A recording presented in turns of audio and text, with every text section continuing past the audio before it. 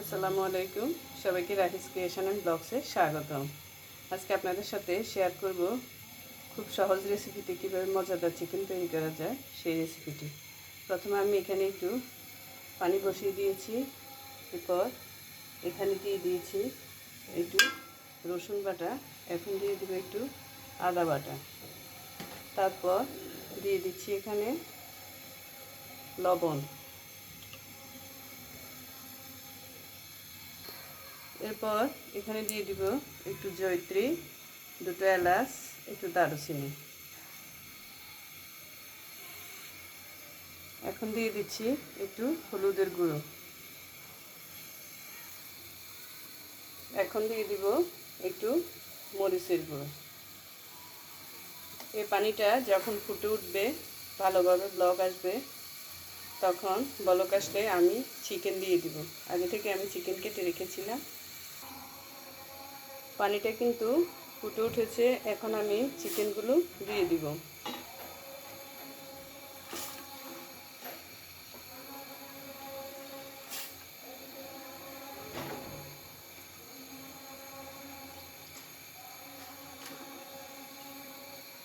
এখন দুই একবার ফুটে উঠলেই কিন্তু আমি চিকেনগুলো নামিয়ে ফেলবো। এরপর চিকেনের যে স্টকটা আছে সেটা কিন্তু ফেলে দিব না, আমরা সেটা রান্নার কাজে ব্যবহার করব। মুরগির মাংস ভালোভাবে ফুটে উঠেছে, এখন আমি চুল অফ করে দিয়ে মাংসগুলো নামিয়ে নেব। সবগুলো মাংস পানি থেকে তুলে নিয়েছি, এবার আমি এগুলো ভেজে নেব। কড়াইতে এখানে পরিমাণ মতো সয়াবিন তেল দিয়ে দিয়েছি, তেলটা গরম হলে মুরগিগুলো ভেজে নেব। এখন চিকেনগুলো দিয়ে দিচ্ছি, চিকেনগুলো ভালোভাবে লাল লাল করে ভেজে নিচ্ছি। চিকেনগুলো লাল লাল করে ভেজে নিয়েছি, এবার এগুলো তুলে নিচ্ছি। এখন যে তেলে আমি মুরগি ভেজেছিলাম সেই তেলে দিয়ে দিচ্ছি পেঁয়াজ। এখানে 1 কাপ পেঁয়াজ দিয়েছি, পেঁয়াজটা একটু হালকা ভেজে নেব। আগে কিন্তু আমি যখন মাংসগুলোকে সিদ্ধ করেছিলাম সেখানে রসুন দিয়েছিলাম, এই জন্য এখানে দিয়ে দিচ্ছি এখন 1 চামচ রসুন এবং 1 চামচ আদা। 1 চামচের থেকে কম দিয়েছি আদা। এখন সেটাও ভালোভাবে ভেজে নেব আদা রসুনের গন্ধ যাওয়া পর্যন্ত। আদা রসুনের গন্ধ চলে গিয়েছে, এখন আমি এখানে দিয়ে দিচ্ছি মশলা। এখানে আমি 1.5 চামচ আমার ঘরে তৈরি মশলা, আদা 4 চামচ গরম মশলা এবং হলুদ মরিচ পরিমাণ মতো দিয়ে এটা গুলিয়ে রেখেছিলাম 15 মিনিট। তাহলে কী হবে, এই মশলাটা থেকে কিন্তু যে বাটা মশলার যে স্বাদটা সেটা আমরা পাবো। আপনারাও কিন্তু এভাবে দেওয়ার চেষ্টা করবেন, তাহলে এখানে কিন্তু বাটা মশলার ফ্লেভারটা আসবে। এখন মশলাটা ভালোভাবে ভেজে নেব। আমার মশলাটা কষানো হয়ে গিয়েছে, এখন আমি এখানে দিয়ে দিলাম সেই বেঁধে রাখা চিকেন।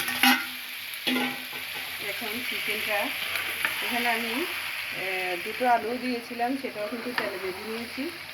এখন সবগুলো একসাথে দিয়ে দিচ্ছি, কারণ এই চিকেনটা হতে কিন্তু বেশি সময় লাগবে না। তবে মশলাটা কিন্তু ভালোভাবে কষাতে হবে, অনেকক্ষণ ধরে মশলা কষালে তাহলে টেস্টটা অনেক ভালো আসবে। রোজা এমনিতে আমাদের খেতে ইচ্ছে করে না, যদি এভাবে চিকেন রান্না করে খান তাহলে আপনাদের রুচি ফেরত আসবে। আর যদি আমার রান্না ভালো লাগে তাহলে প্লিজ আমার চ্যানেলটা সাবস্ক্রাইব করবেন এবং ফেসবুক থেকে দেখে থাকলে একটা লাইক, ফলো এবং শেয়ার দিয়ে রাখবেন, যাতে আপনার বন্ধুরাও রান্নাটি উপভোগ করতে পারে।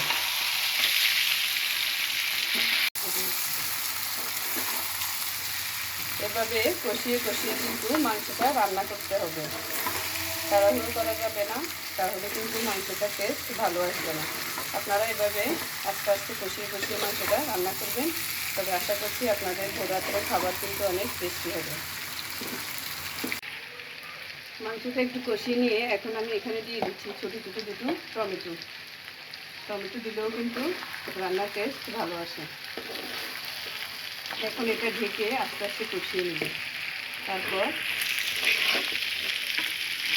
আমি যে মুরগি সিদ্ধ করার যে ঝোলটা বলেছিলাম এটা ফেলে দিব না, এটাই এই রান্নাতে ব্যবহার করব, অন্য কোনো পানি এখানে দিব না।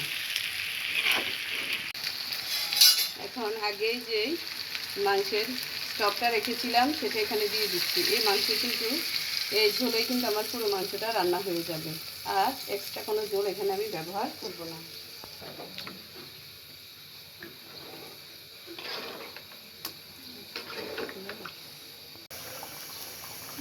মাংসের টেস্ট বাড়ানোর জন্য এখানে আমি একটু দিয়ে দিচ্ছি প্যাকেট মশলা। আপনাদের কাছে যদি থাকে তাহলে দিবেন, না হলে না দিলেও কিন্তু কিছুই হবে না। আমি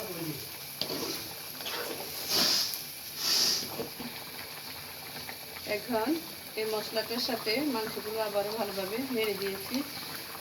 এখন আস্তে আস্তে মাংসটা কিন্তু হয়ে যাবে। এটাতে তেমন ঝোল রাখবো না, মাখা মাখা ঝোল থাকবে, তবে এটা খেতে কিন্তু দুর্দান্ত হয়। আপনারাও বাসায় ট্রাই করবেন। এখন এখানে দিয়ে দিচ্ছি 3টে কাঁচামরিচ।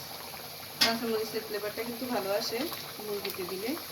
এরপর আর 4 মিনিট চুলাতে ডিম আছে রেখে আমি চুলাটা বন্ধ করে দেব। আমি এখানে একটু ধনেপাতা দিয়েছি। এখন মাংসটা ভালোভাবে কুক হয়ে গিয়েছে, তেল উপরে উঠে চলে আসছে। এখন আমি চুলাটা বন্ধ করে দিব। দেখতে পাচ্ছেন আমি কিন্তু বেশি ঝোল এখানে রাখি নাই, মাখা মাখা ঝোল রেখেছি। আর এভাবে আপনারা বাসায় মাংসটা রান্না করে খেয়ে দেখবেন, এটা খেতে কিন্তু অনেক টেস্টি হয়। সবাই রমজান আমাদের জন্য দোয়া করবেন, ভালো থাকবেন আর মজার মজার রান্না করে খাবেন। আল্লাহ হাফেজ।